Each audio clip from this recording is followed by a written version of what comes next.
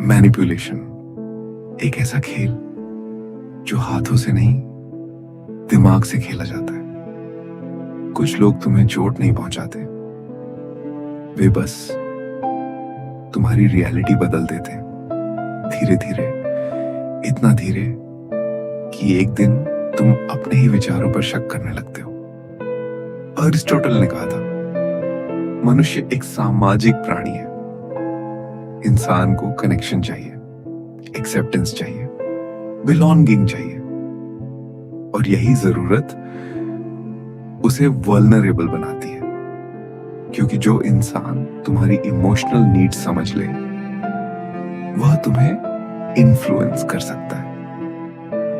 Manipulation की शुरुआत कभी डर से नहीं होती, ये शुरुआत होती है कंफर्ट से। वे तुम्हें स्पेशल महसूस कराते हैं, तुम्हें वही अटेंशन देते हैं जिसकी तुम्हें कमी होती है, और धीरे धीरे तुम इमोशनली डिपेंडेंट होने लगते हो।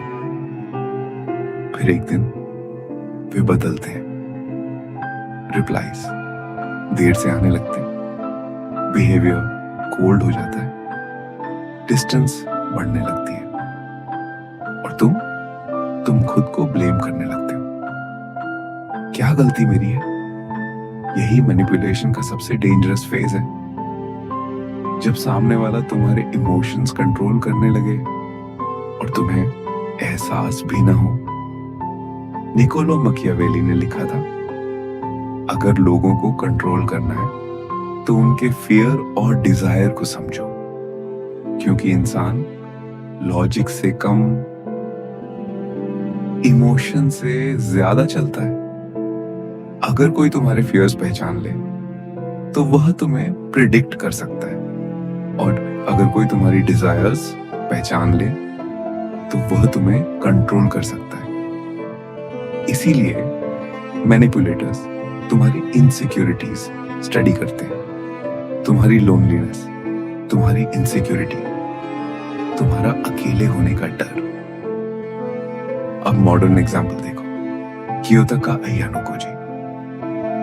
अयानो कोजी फोर्स इस्तेमाल नहीं करता, वह ऑब्जर्व करता है, लोगों की साइकोलॉजी पढ़ता है, उनकी वीकनेसेस पहचानता है, और फिर उन्हीं इमोशंस को इस्तेमाल करके उन्हें मूव करता है, जैसे चेस पीसेस।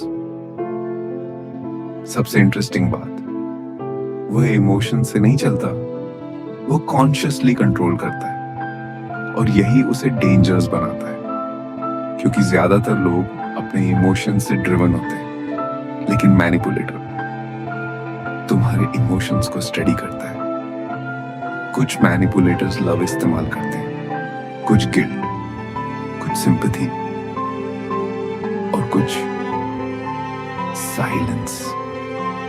साइलेंस सबसे डेंजरस वेपन है। जब कोई इंसान जानबूझकर डिस्टेंस क्रिएट करता है, तुम ओवरथिंक करने लगते हो, तुम आंसर्स ढूंढते हो, तुम खुद को ब्लेम करते हो, और धीरे धीरे तुम वही करने लगते हो जो वह चाहता है। साइकोलॉजी में इसे इंटरमिटेंट रीइंफोर्समेंट कहा जाता है।